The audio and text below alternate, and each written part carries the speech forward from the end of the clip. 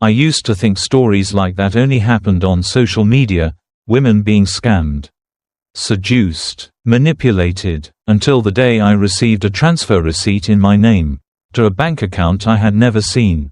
It was printed on glossy paper, folded neatly, slipped under my office door. No sender, no explanation, just a sum large enough to make my stomach twist and my breath catch. $12, signed off electronically by me. And the account, registered to someone named Brian Lang. The name rang faintly, like a note struck on the edge of memory. I stared at it for a long time. But we're not there yet. 3 months earlier, my life was painfully orderly. I was Melissa Grant, 39. Deputy Director of Sales at Grafton and Wilder, a mid-sized but ambitious tech supplier based in Chicago. Divorced, childless, efficient. My days were spreadsheets and conference calls, client luncheons and quiet evenings spent with microwave dinners and muted television. It wasn't glamorous, but it was mine. I knew the layout of my life down to the last decimal. What I didn't see coming, what no pivot table could have predicted, was the intern. He came in like most do. Polished resume, cheap cologne, anxious smile. He had a messy kind of charisma, hair that was just a little too long. Laughter that landed a half-second late. Brian Lang, 23. Recent marketing grad, on a 3-month rotation. I barely registered him the first week. HR had them fill out forms, sit through onboarding videos, and then scatter them across departments like confetti. Brian ended up on my floor. He wasn't even assigned to my team. Yet he lingered. The first time I noticed him, really noticed him, was during a morning meeting when my laptop froze mid-presentation. It was a Tuesday. I remember because it was bagel day. I remember because he appeared next to me with a calm I didn't expect. Crouched beside my chair, and tapped a few keys before whispering. Control plus Shift plus ESC usually does it. You've got too many Chrome tabs open. I laughed, maybe too sharply. He smiled back. There was something rehearsed in it. Something that should have triggered me. The second time, it was coffee. I had left my mug in the break room, an oversized, chipped monstrosity with the words, Queen of Numbers, in pink cursive. Somehow, it showed up on my desk. Still steaming. Thought it might be yours, he said, leaning on the partition. It looked, loved. I didn't ask how he knew I liked 2 sugars and no cream. He began to appear more often. Not in a stalking way, nothing overtly inappropriate, but in that slippery, subtle rhythm that makes you question if you're imagining it. He'd pass by when I was walking to the printer, stand behind me in the elevator, drop casual remarks that felt too personal to be coincidental. Must be hard, carrying a team that underdelivers. Ever think you're the only adult in the room? Bet you didn't always want to be this alone. He said these things with a grin, like jokes, but they landed like darts. And God help me, I started to look forward to them. You have to understand something about me. I don't flirt, I don't even linger. After the divorce, I built walls out of performance reviews and quarterly goals. I told myself love was for the idle and delusional. I told myself being admired was a currency I no longer needed. But Brian Lang didn't knock. He slipped through the cracks. He started staying late, said he preferred to work when the office was quiet. I nodded, silently grateful for another presence in the silence. We began sharing small, ridiculous things, memes over Slack, coffee runs, an occasional, want to grab something quick, after hours. Then, one evening, it happened. The cleaning crew had left. I was reviewing a pitch deck. He brought Thai food, sat across from me, told me about his student loans, his mother's surgery, his dreams of starting his own brand one day. His voice cracked slightly when he spoke about wanting to be seen. Really seen. I looked at him and, for the first time in years, I felt something flicker. Dangerous, familiar, human. He reached across the table, touched my hand. I didn't pull away. I should have. God, I should have. But instead, I let myself believe in second chances, in connection, in something sweet carved from the rubble of middle age. I didn't know then that he had already started drawing the blueprint. That every shared laugh, every brush of the arm, every late night, "Thank you for believing in me," was just foundation for something that would cost me everything. We weren't supposed to be anything more than mentor and mentee. That was the lie I told myself. It started with the kind of text that could pass as professional. A question about a sales model. A joke about the company's bloated CRM system. But his messages always came late, 9:47 p.m. 10:12, sometimes just after midnight. The tone changed. Less curious, more confessional. He asked me what my favorite movie was, then sent a voice message saying he'd watched it twice just to understand me better. I listened to it in bed, pressing the phone to my chest when it ended. We had lunch off-site more often now. Always his suggestion, always somewhere dimly lit, tucked into corners of the city that felt a little too cozy. He told me his mother had cancer, that he couldn't afford her medication, that he was skipping meals. He said it so casually, like he was embarrassed to even bring it up. "Don't worry," I said, "I want to help." He hesitated, then smiled like he'd just been given permission to breathe. The first transfer was $500. Then $1.20 for a used MacBook. Then $900 for back rent. Each time, he said no. Each time, I insisted. And each time, his gratitude grew more poetic. "You have no idea what this means to me," he wrote one night. "No one's ever believed in me like this." He made me feel like a savior. At work, he kept his distance. Smart. Careful. Calculating. He'd glance at me during meetings with that slight lift of his brow. A private signal just for me. I caught myself rearranging my schedule to be near him. I told myself I was being supportive. That's what mentors do. But then came the account. He said he was applying to a night program. Needed to prove financial backing. I offered to be a guarantor. The bank refused, so I created a joint account. Just temporary, I told myself, just until he was approved. I gave him the password. Then came the whisper of something more. He said he loved me on a Tuesday. We were in the backseat of a Lyft, heading back from a networking event. I was tipsy. He was glowing. His words were quiet but clear. "I know it's insane, but I do." I didn't say it back. I didn't have to. My hand found his in the dark. Video calls became nightly. He'd be in bed, shirtless, shadows falling softly across his collarbone. Sometimes he read me poetry. Sometimes he just looked at me and said nothing at all. I forgot who I had been before him. Then, without warning, the rhythm changed. He stopped texting in the mornings. Called only when I asked. Cancelled dinner, then drinks, then everything. I asked if he was okay.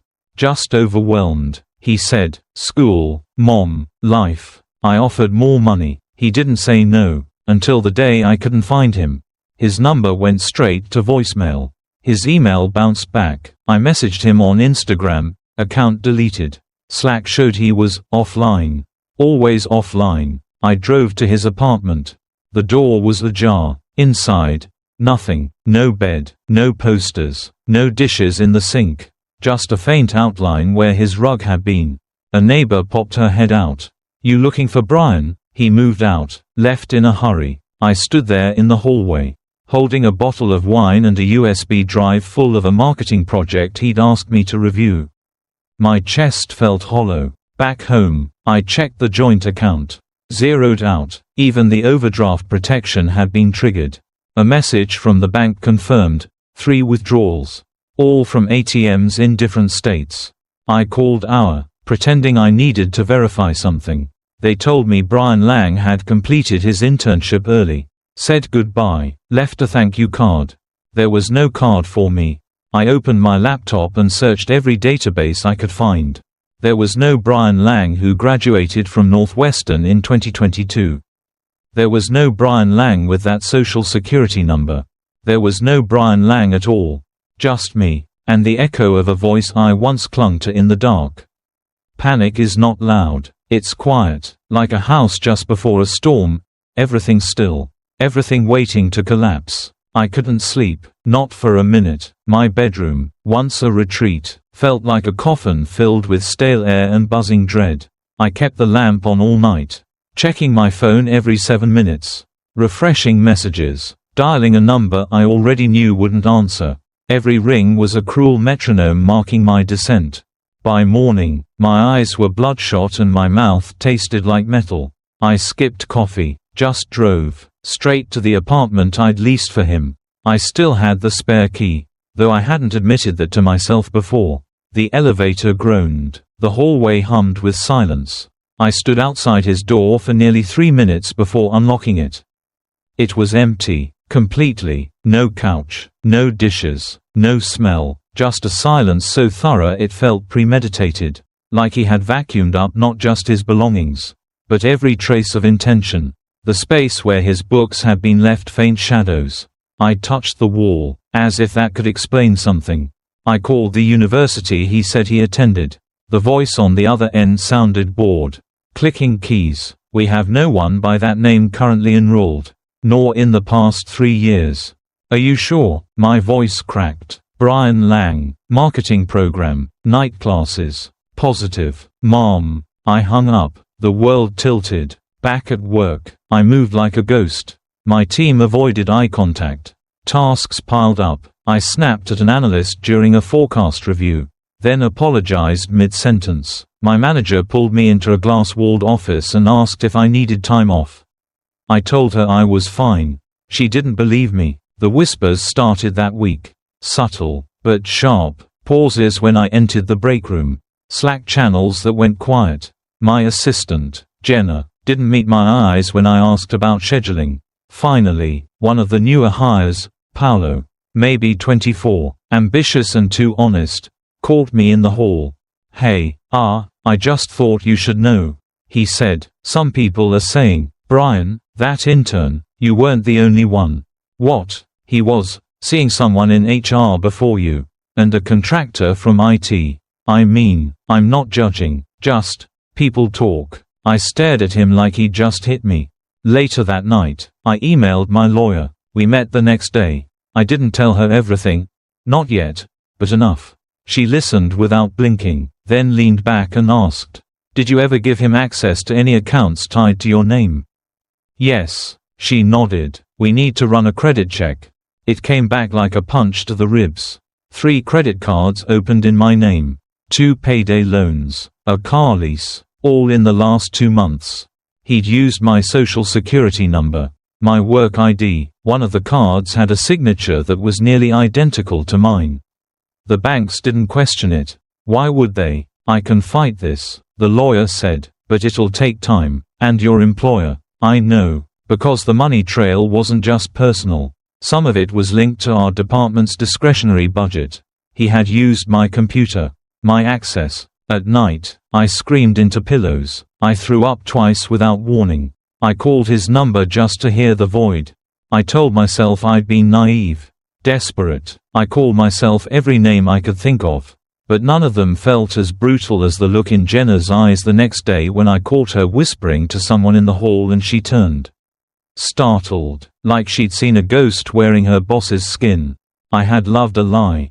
And now, I was becoming one. The summons came on a Monday. An all-staff email went out first thing. Internal audit underway. Mandatory meetings scheduled. By noon, my name was being whispered like a secret someone had dropped and shattered. They called it an investigatory leave. It was cleaner than saying suspension. My badge was deactivated by 2 p.m. I packed my things under the strained silence of a dozen eyes.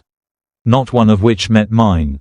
Outside, the winter air hit like a punishment. I stood beside my car, keys shaking in my hand, wondering how a love story had become an HR protocol.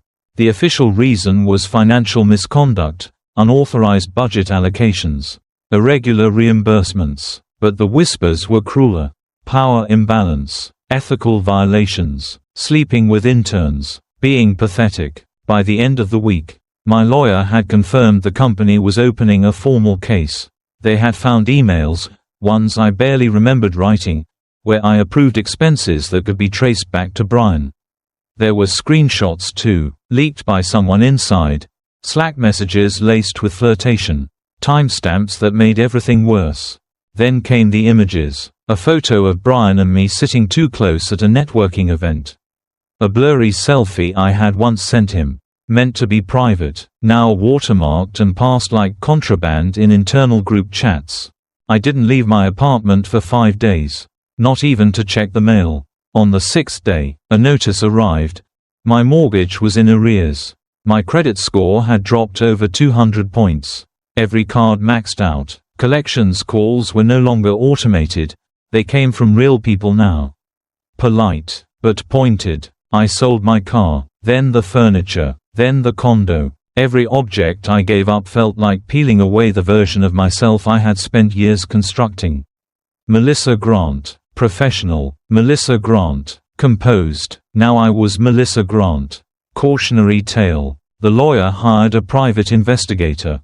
It took him 3 weeks to confirm what I had already started to suspect. Brian Lang wasn't Brian Lang. He had used at least 5 different aliases in the past 3 years. Internships in multiple states. Always short-term, always charming, always gone before questions caught up. He was a ghost in the system. A shapeshifter in tailored shirts. I asked the pie if there were other women. He didn't answer, just slid a manila folder across the table. Inside were faces, notes, transfers, messages that read like mine.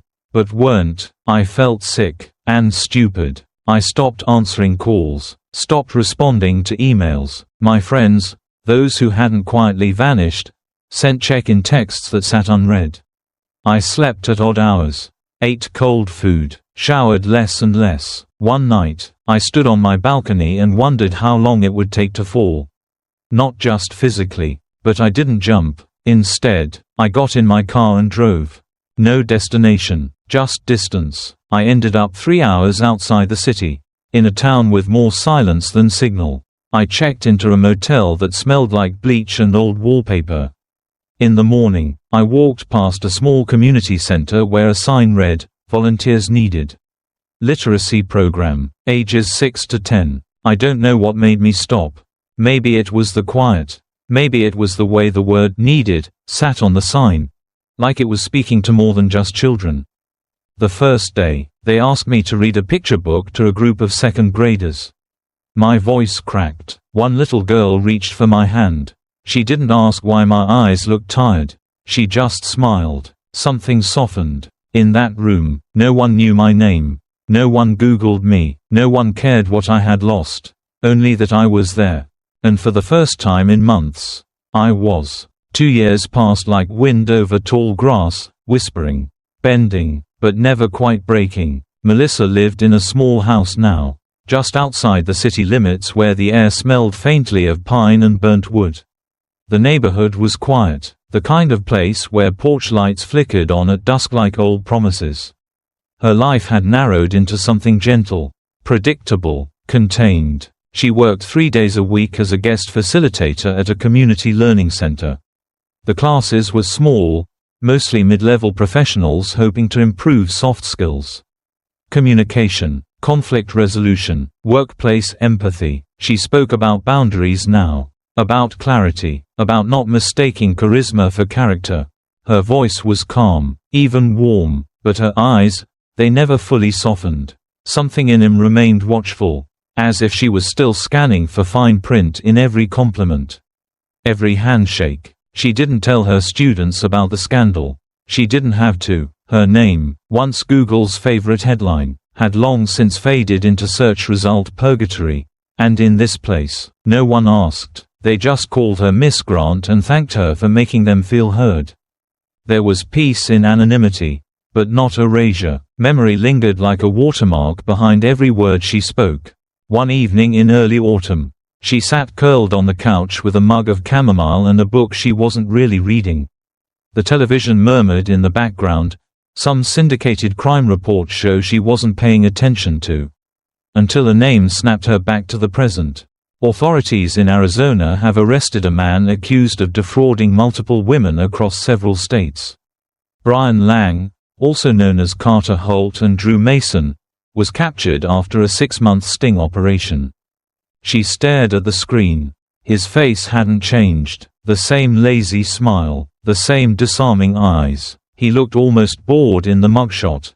The anchor continued. Among the charges, wire fraud, identity theft, coercion, and aggravated impersonation. Victims include a medical researcher, a school principal, and a retired army captain. Melissa didn't move. The mug warmed her hands. The steam blurred the edges of her vision. She thought maybe she'd cry. Maybe she'd scream. But instead, she reached for the remote, turned off the television, walked into the kitchen, and made herself another cup of tea. The past no longer surprised her, but it also no longer owned her. A week later, in class, one of her students, a young woman with sharp eyeliner and too many questions, raised her hand during a module on professional relationships. "Miss Grant," she said, "have you ever been in love with someone at work?" There was a pause, a shift in the room's rhythm. Even the projector hummed quieter. Melissa smiled, not bitterly, not sadly, just softly. "I once fell in love with a shadow," she said, "but now, I only follow the light." The girl blinked, then nodded, and the moment passed. Class resumed. Papers rustled. Markers squeaked across whiteboards. But something had been sealed shut. Melissa drove home in the dark. Windows down, wind threading through her fingers like silk. For the first time in years. She didn't check the locks twice before bed. She didn't dream of him anymore. Only of quiet rooms, warm cups, open doors. And when she looked in the mirror that night, she didn't see a victim. She saw someone still standing. Someone who had been shattered, and rebuilt differently. Not the same, but still whole, in her own way. You can forget the one who made you laugh, but you'll never forget the one who made you lose trust. And Melissa Grant would never forget. But she had learned to live beyond it.